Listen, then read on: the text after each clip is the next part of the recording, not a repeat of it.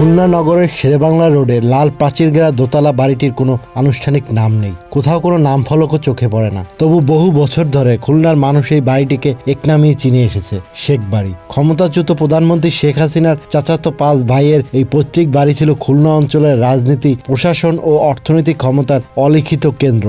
শেখ ভাইয়েরা সবাই স্থায়ীভাবে ঢাকায় বসবাস করলেও খুলনায় এলে এই বাড়িতেই উঠতেন, আর তাদের খুলনায় উপস্থিতি মানেই এই বাড়িটি ঘিরে শুরু হতো ক্ষমতার ব্যস্ততা, যার দৃশ্য অনেক সময় মাফিয়া গডফাদারদের নিয়ে নির্মিত সিনেমার গল্পকেও হার মানাতো।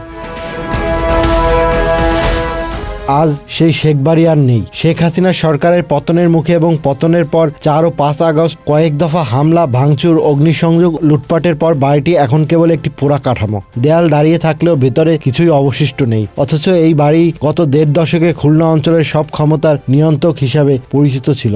এখান থেকেই পরিচালিত হতো খুলনা বিভাগের আওয়ামী লীগ ও সহযোগী সংগঠনগুলোর রাজনৈতিক কর্মকাণ্ড। দলীয় কমিটি গঠন, পদ বন্টন, শাস্তিমূলক ব্যবস্থা কিংবা নির্বাচনী কৌশল, সবকিছুর শেষ সিদ্ধান্ত আসতো এই বাড়ি থেকে।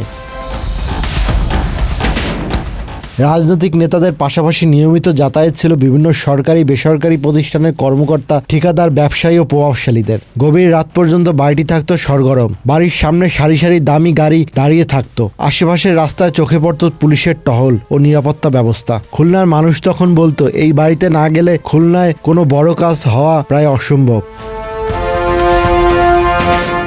গত 1.5 দশকে খুলনায় সরকারি চাকরির নিয়োগ নিয়ে একটি শব্দ চালু হয়েছিল, শেখ বাড়ি কোটা। শিক্ষা প্রতিষ্ঠান থেকে শুরু করে প্রশাসন পর্যন্ত নিয়োগে শেখ বাড়ির সুপারিশই হয়ে উঠেছিল সবচেয়ে গুরুত্বপূর্ণ যোগ্যতা। খুলনা অঞ্চলে বড় ঠিকাদারি নিয়ন্ত্রণ, সংসদ ও স্থানীয় সরকার নির্বাচনে মনোনয়ন, বাণিজ্য, চাকরির নিয়োগ ও বদলি, ব্যবসা বাণিজ্যের অনুমোদন সবই চলতো এই বাড়িকে কেন্দ্র করে। আওয়ামী লীগের ভেতরে এই বাড়িকে ঘিরে তীব্র অসন্তোষ ছিল, কিন্তু ভয় ও রাজনৈতিক বাস্তবতার কারণে কেউ প্রকাশ্যে মুখ খুলতে সাহস পাননি। এই বাড়িতেই দীর্ঘ সময় ধরে অবস্থান করতেন 3 জন সংসদ সদস্য। শেখ বাড়ির 5 ভাই হলেন শেখ হেলাল, শেখ জুয়েল, শেখ সোহেল, শেখ রুবেল ও শেখ বেলাল। তাদের মধ্যে শেখ হেলাল ও শেখ জুয়েল সংসদ সদস্য ছিলেন। শেখ হেলালের ছেলে শেখ তন্ময় ও সংসদ সদস্য ছিলেন।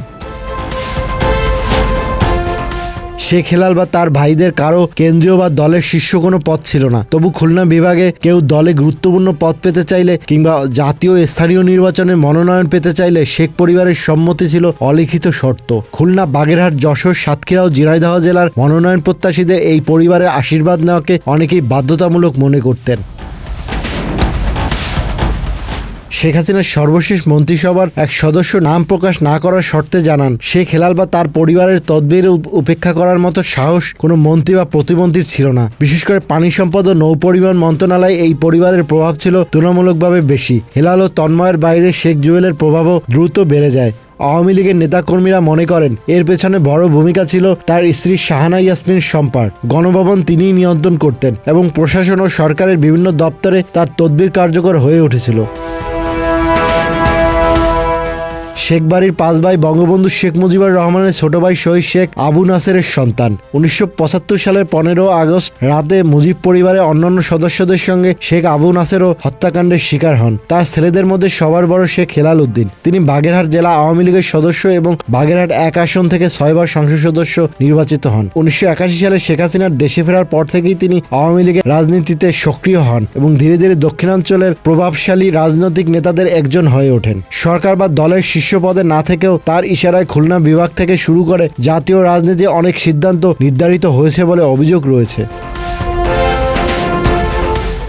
2014 সালের পর শেখ পরিবারের অন্য সদস্যরা রাজনীতি ও ব্যবসা বাণিজ্যের নিয়ন্ত্রণে সক্রিয় হয়ে ওঠেন। শেখ জুয়েল, শেখ সোহেল, শেখ রুবেল ও শেখ বেলাল আলাদা আলাদা বলয় তৈরি করেন। খুলনা 2 আসনের শেখ জুয়েলের আবির্ভাব ছিল অনেকটাই হঠাৎ। স্থানীয়ভাবে পরিচিত না হলেও 2018 সালে তাকে নৌকার প্রার্থী ঘোষণা করা হয় এবং পরে সংসদ সদস্য নির্বাচিত হন।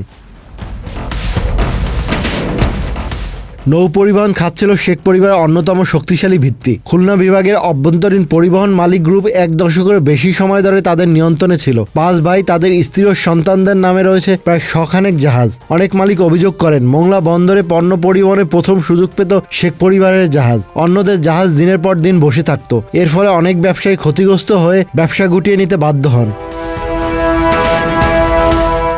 2021 সালে নারায়ণগঞ্জের শীতলক্ষ নদীতে যাত্রীবাহী লঞ্চডুবির ঘটনায় 34 জনের মৃত্যুর সঙ্গে জড়িত কার্গো জাহাজ এমডি SKL-3 ছিল শেখ তন্ময়ের মালিকানাধীন SK লজিস্টিক্সের। এই ঘটনা দেশজুড়ে আলোড়ন সৃষ্টি করলেও রাজনীতির প্রভাবের কারণে বড় ধরনের কোনো পরিণতি দেখা যায়নি বলে অভিযোগ রয়েছে।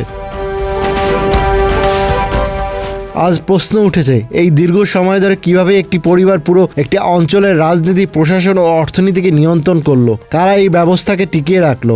আর শেখ বাড়ির পতনের সঙ্গে সঙ্গে কি সেই ব্যবস্থারও অবসান হবে, নাকি নতুন কোনো রূপে আবার ফিরে আসবে সেই একই ক্ষমতার চক্র? Desk report, Dhaka express.